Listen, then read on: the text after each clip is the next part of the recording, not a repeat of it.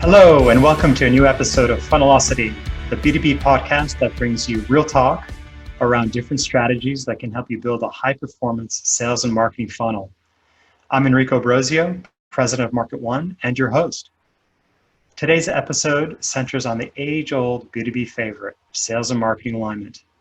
But this time we're looking at it from a technology perspective and reflecting on how tools can potentially support that alignment.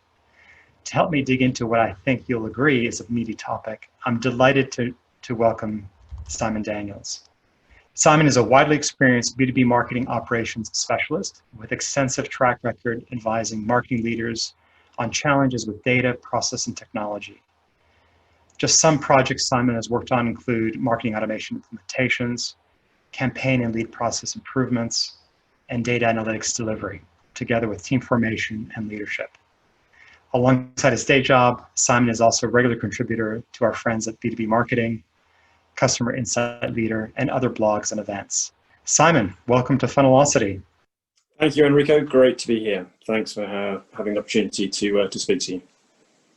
Well, great. So let's, just to kick things off, I'd love to hear a bit more about your own B2B journey and how you've ended up focusing on marketing operations.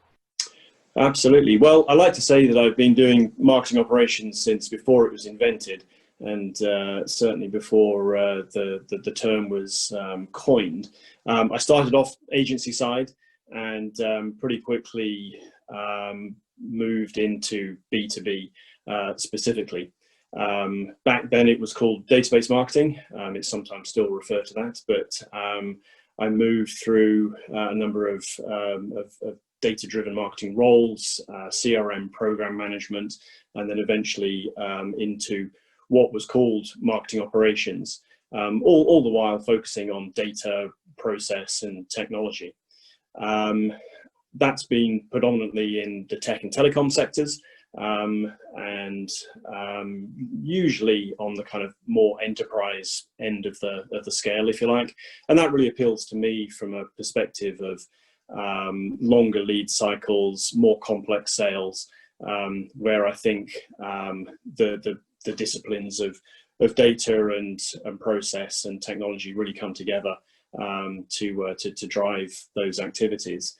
I spent a number of years working independently, and that was focused around in many instances helping businesses to choose marketing technology. One of the biggest projects I did there was to help select a solution provider for a single customer view, which these days seems a little old-fashioned almost, with the introductions of things like CDPs and other technologies that if I was doing that project again, it would be completely different. Right. And then I went back into another couple of roles before again moving back to consulting in what I'm calling a fractional marketing operations leadership role, helping often scale up businesses with those challenges that they're facing. Again, very much focused on B2B. That's interesting. So you do mention some new tools like CDP that are taking a lot of traction. Perhaps another one that we're seeing is on the sales side. I think is more around sales engagement.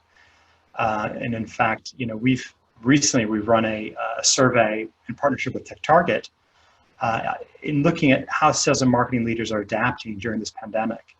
And one of the learnings was, that the absence of this face-to-face meetings and events, sales are relying more and more for lead generation and support from marketing.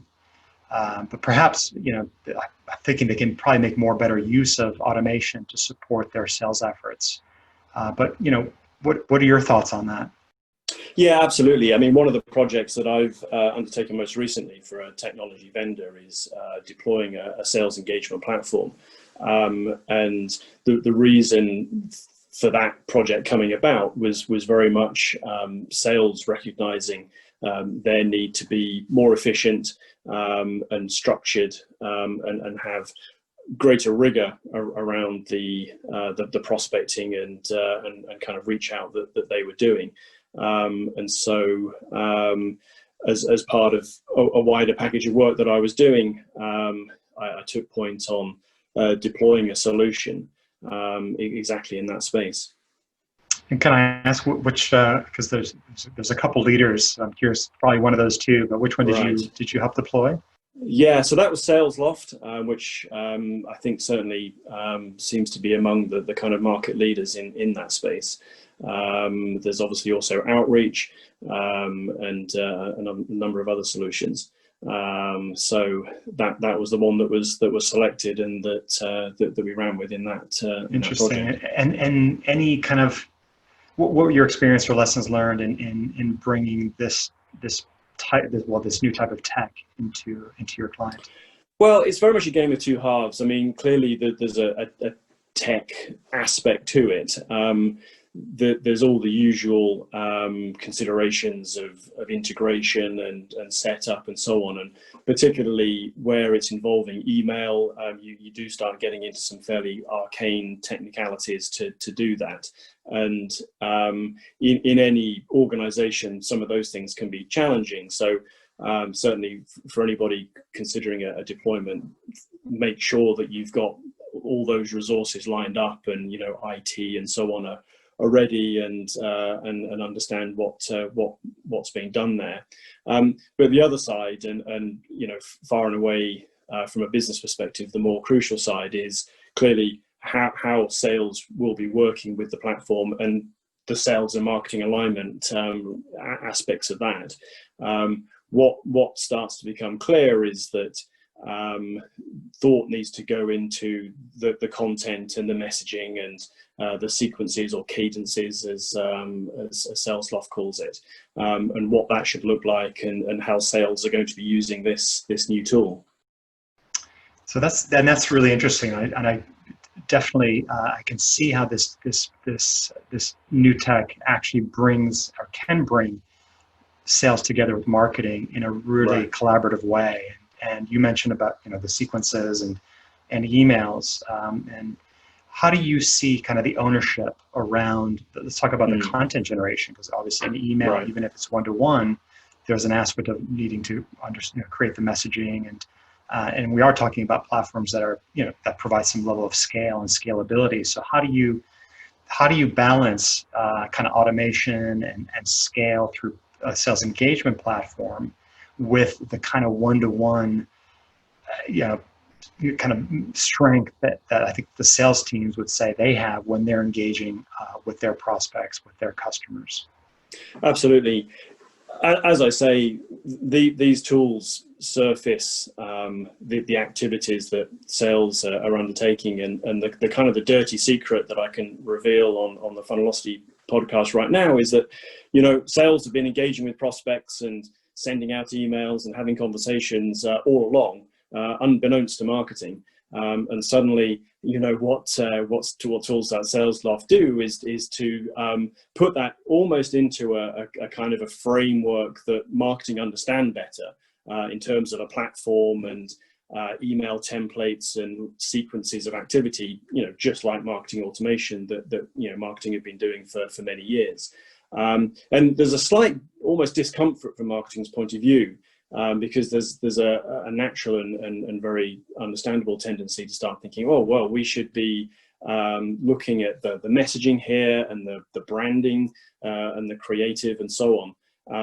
And I think there's definitely a role for marketing in that sense, because part of the point of these tools is to create consistency and high quality, and marketing can feed into that.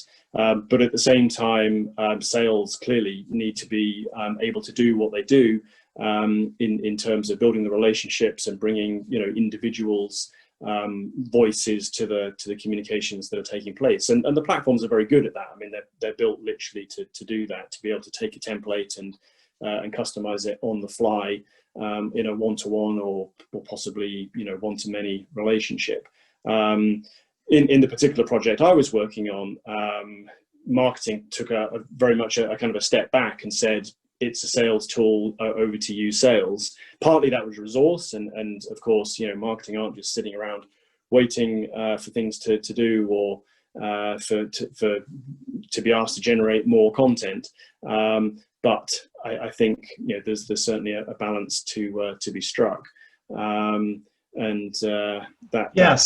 that's interesting that you're saying that marketing is giving perhaps a bit more autonomy to sales. But I guess one question I have is around the sequences themselves and what your experience has been building out those sequences. Because and just so people understand what we're talking about, a sequence could be, for instance, a series of SDR might make or a sales rep might make to a prospect. That is, let's say, a phone call, then an email, then an in-mail through LinkedIn, perhaps, then another phone call, right?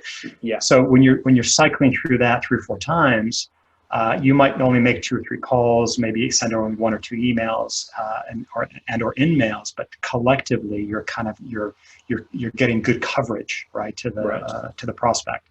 So in those sequences, when you're actually crafting that, let's say, whether it's because we're talking about the email and in-mail, that's where perhaps marketing could have a say, if you will. Yeah.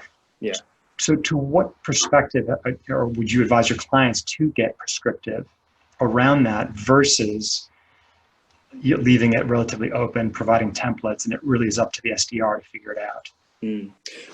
I mean, my advice would be to try and map out some of those set piece components of the sequence.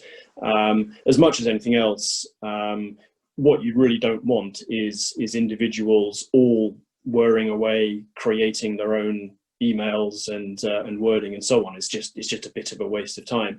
And like I say, it's not that hasn't always been the case. And there's a sudden realization that all our SDRs or our account execs are all spending time just kind of hammering away on their keyboards, when we could just do this once, do it really well, and then it's just left to individuals to top and tail with the individual personalization that really drives the interaction.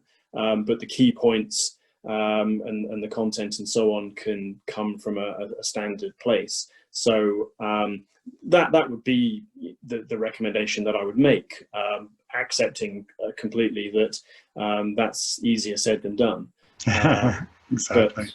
But that certainly makes a lot of sense. And SalesLoft in particular, just because that's who I've been working with most recently, to their credit, have very good resources and guidance themselves around cadence best practice and messaging content and these kinds of things. So I think it's important to be looking at that and getting the best out of that experience as well. Well, it wouldn't be, I guess we wouldn't be doing justice to this topic if we didn't start talking about the more, I guess, God, I hate to use the term legacy platforms for marketing and sales. But what we're talking with sales engagement platform is really a tool that sits in between the two. But when I think of kind of the traditional or more legacy infrastructure on the marketing side, we obviously have marketing automation platforms. On the CRM side, you've got CRM. On the sales side, you've got CRM. How do you start thinking or working with your clients? Those legacy platforms, how do they coexist or not with sales engagement?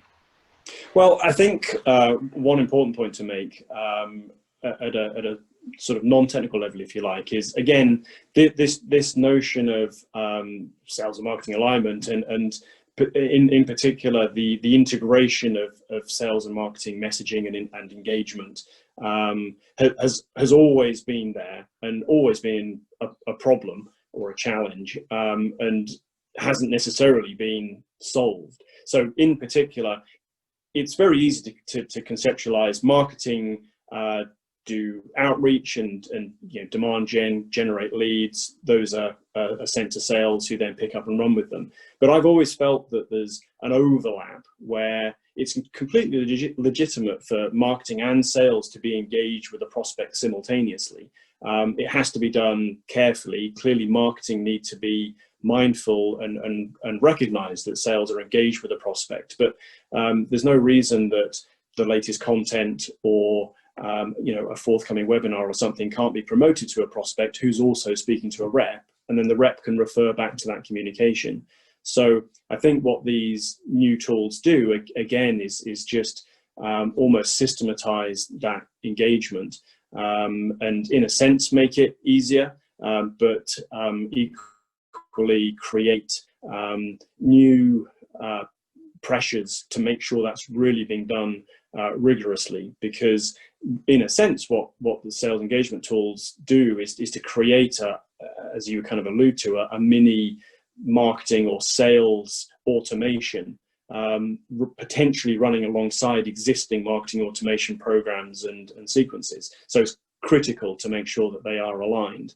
But like I say, that's not really new, and the technology gives us a better opportunity to do that, or better capability.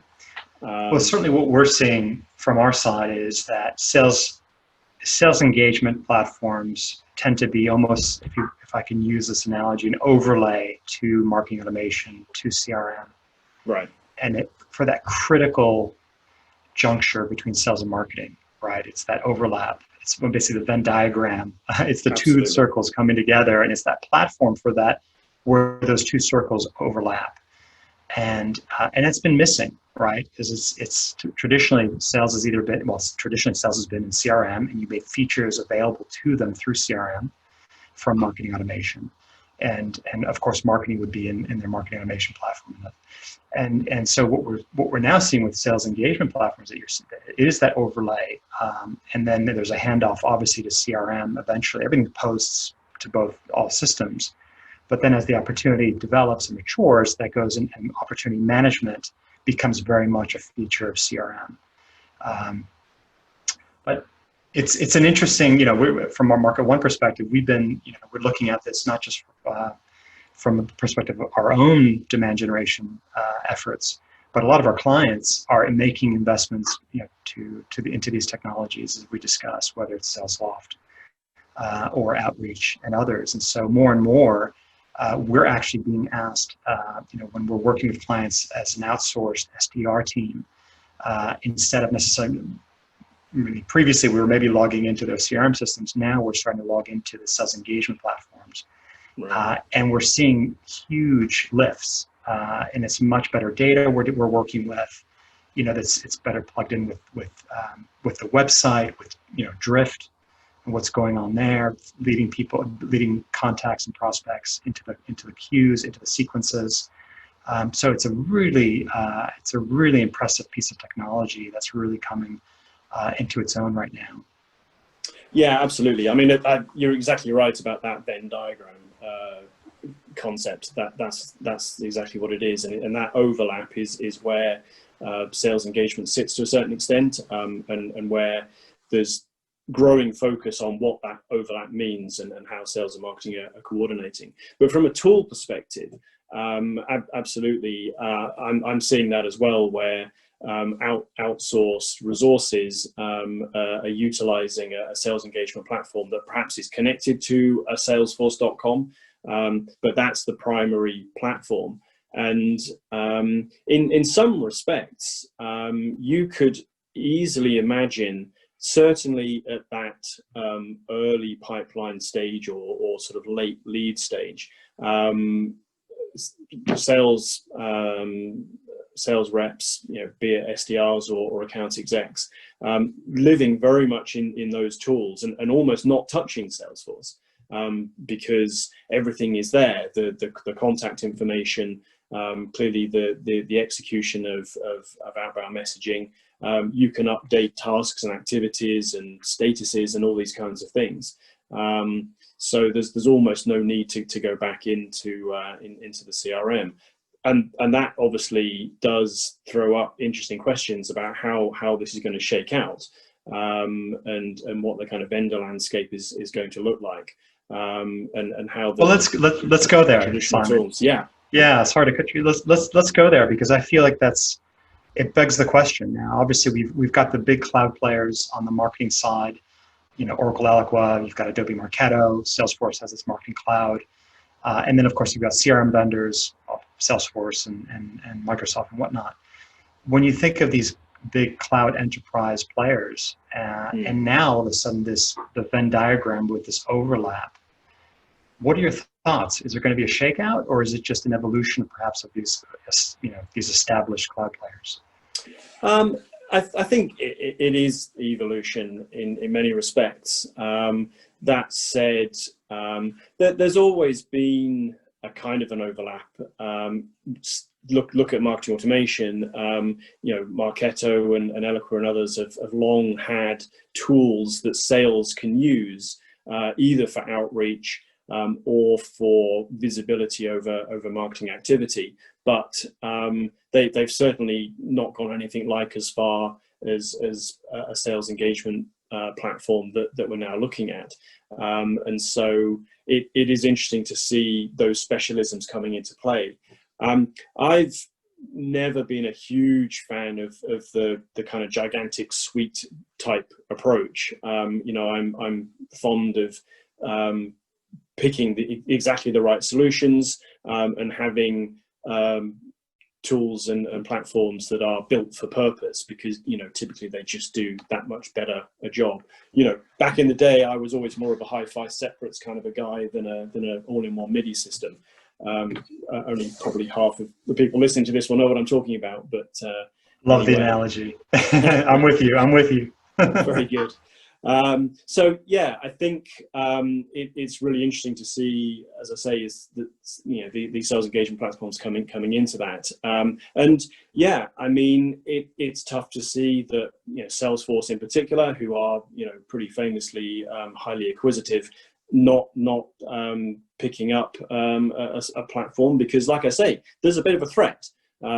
People could start stepping out of Salesforce.com to use these tools almost exclusively. Certainly, as you say, up to the kind of late pipeline stage, and that's not something that they're going to want to see happening.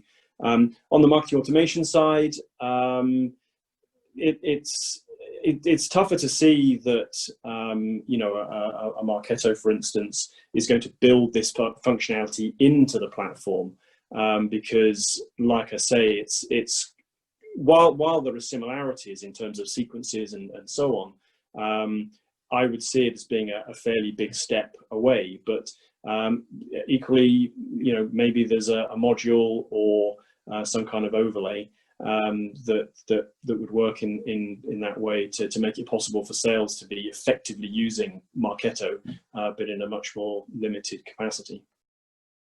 One thing we haven't really talked about, and perhaps it's the focus for a different podcast, is a piece of tech that you mentioned at the very beginning. The CDP, right? The customer data platform, right? Which can be that central repository, if you will, of that single view of customer. It could potentially be used as to provide some segmentation. I mean, if I think of the evolution of where the master data set used to lie, in many ways, it used to be CRM, then marketing automation came and they kind of owned the marketing profile. Segmenting can happen in CRM, of course. Segmenting can happen in marketing automation. Now you've got sales engagement platforms. How do you think of single view in this case and ensure that the two circles, if I can go back to that one, are actually working on the same working on the same data set and insights, if you will? Yeah, I think you can stretch CRM and MAP and sales engagement quite a long way. The sales engagement platform does very much sit on top of the CRM typically, and certainly in the project that I did most recently, we had it quite locked down. You could only get data into the sales engagement platform from Salesforce.com, and it was fully synced. I mean, you could do it differently, but I really wouldn't recommend that, because you risk creating yet another data repository, and one that you could easily lose control of. But like I say, with a CRM and a marketing automation platform, you can go a long way from a data management and kind of single customer view perspective. It's when you start bringing in other data sources and a bigger picture. So particularly if you want to start bringing in things like product consumption and usage, depending on the nature of the business, or if there's an e-commerce component or purchase and this kind of thing, that's when those core platforms start to struggle, because they're just not the best place to be holding that information. They're certainly not likely to be the master repository, and you end up risking arcane integrations and data replication and so on. And then that's when a CDP really comes into its own, for being able to sit across the top of all those systems, drawing the data into a central place, and then making it visible and accessible for all of sales and marketing, as well as analytics and so on. Well, there's certainly a lot happening in this field right now, and are you excited about what these sales engagement platforms have to offer? Yeah, very much. I mean, I think it is great that these platforms are coming to the fore, because it creates the structure and framework in an area where it was previously lacking. And not to say that sales haven't been doing a great job of managing that, but in the same way that, to a certain extent, marketing has always struggled in some respects to have good structure before marketing automation came along. I think it's an area where sales can benefit by having those tools available. I mean, speaking almost from a personal perspective, as a independent consultant, I obviously do my own outreach and sales engagement to a certain extent, and keeping track of who you've spoken to and what you've sent and this kind of thing can be pretty difficult, even on a very small scale. So I think the availability of these tools for sales professionals can only be a good thing. 100% agree, and it's from our perspective, it's definitely the technology that we feel has been missing to finally address this age-old problem of sales and marketing alignment.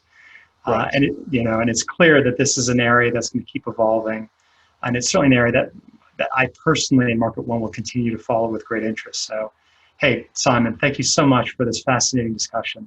Not at all. Thanks for having me. And to our listeners, if you've enjoyed this podcast, please click the like button on your podcast platform. Your support's hugely appreciated. You can find more episodes and learn how to subscribe to future updates at marketone.com/funnelocity. Thank you.